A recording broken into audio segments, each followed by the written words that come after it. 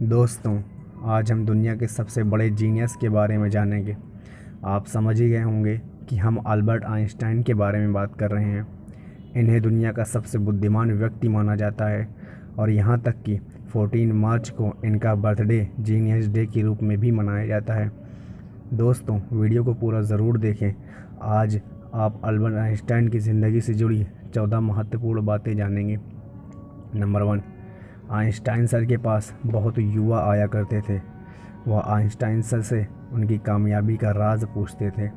एक बार एक युवा उनके पास आया और कहने लगा, सर, आज सारी दुनिया में आपका नाम है, सभी आपकी बहुत तारीफ़ करते रहते हैं। सर, आप हमें बताइए कि हमें महान बनने का मूल मंत्र क्या है। जानते हो दोस्तों, आइंस्टाइन ने क्या कहा? उन्होंने सिर्फ एक शब्द कहा, लगन। नंबर 2, एक महान वैज्ञानिक होते हुए भी उनकी याददाश्त बहुत कमज़ोर थी। वे तारीख, नाम और टेलीफ़ोन नंबर भूल जाते थे। एक बार उनके सहकर्मी ने उनका नंबर मांगा तो फिर आइंस्टाइन ने पास रखी डायरी में अपना नंबर ढूंढने लगे। सहकर्मी हैरान हो गया और बोला कि आपको खुद का टेलीफ़ोन नंबर भी याद नहीं है। तो सर आइंस्टाइन ने जवाब दिया, मैं ऐसी चीज़ को क्यों याद रखूं जो मुझे ढूंढने से मिल जाती है। नंबर 3, उनकी याददाश्त से जुड़ा एक किस्सा बेहद मशहूर है जिसे शायद आप भी सुने होंगे। एक बार आइंस्टाइन सर कहीं जाने के लिए ट्रेन से सफ़र कर रहे थे।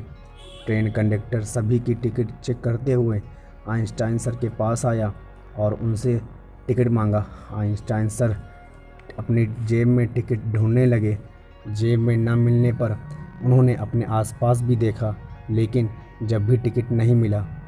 कंडक्टर आइंस्टाइन को अच्छी तरह से जानता था, तो उसने कहा, यदि आपका टिकट खो गया है तो कोई बात नहीं, मुझे विश्वास है कि आपने टिकट ज़रूर ख़रीदा होगा। और यह कहकर वह दूसरे पैसेंजर की टिकट चेक करने लगा। लेकिन जब उसने देखा कि अभी भी आइंस्टाइन सर अपना टिकट ढूंढ रहे हैं, तब वह फिर से आइंस्टाइन सर के पास आया। कहा कि आप टिकट के लिए परेशान ना हों, उनसे टिकट नहीं मांगा जाएगा।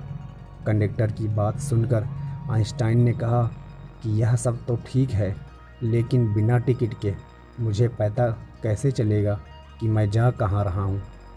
नंबर 4, आइंस्टाइन सर अपने general and special theory of relativity की वजह से पूरी दुनिया में जाने जाते हैं, लेकिन बहुत कम लोग जानते हैं कि इन्हें 1921 में इसकी वजह से नोबेल पुरस्कार नहीं दिया गया था। उन्हें फोटो ऑफ इलेक्ट्रिक इफ़ेक्ट की खोज के लिए नोबेल पुरस्कार दिया गया था। नंबर 5, बचपन में आइंस्टाइन को मंदबुद्धि लड़का माना जाता था। टीचर ने तो यहाँ तक कह दिया था कि यह लड़का ज़िंदगी में कुछ नहीं कर पाएगा, और वही लड़का बाद में दुनिया का सबसे महान, सबसे बुद्धिमान साइंटिस्ट बना। नंबर 6, जब वह पैदा हुए थे तो उनका सर बाकी लोगों के कंपेयर से बड़ा था। डॉक्टर ने उन्हें मानसिक तौर पर विकलांग तक कह दिया था। 7 साल का होने से पहले उन्होंने पढ़ना शुरू नहीं किया था। वे हमेशा लड़ते हुए स्कूल जाया करते थे। नंबर 7, 4 साल की उम्र तक वह बोल भी नहीं पाते थे। एक बार वह अपने पिता के साथ खाना खाते हुए पहली बार बोले, सूप कितना गर्म है। इतना सुनने के बाद उनके पिता हैरान हुए और खुश हो गए। नंबर 8, आइंस्टाइन को साइंस में इंटरेस्ट तब हुआ जब वह 5 साल के थे और उनकी पिता एक कंपास ला कर दिया। वह इस बात से हैरान थे कि कौन सी शक्ति मिडिल पॉइंट को एक डायरेक्शन पर रखती है। बस वहीं से उनको साइंस पर इंटरेस्ट हो गया।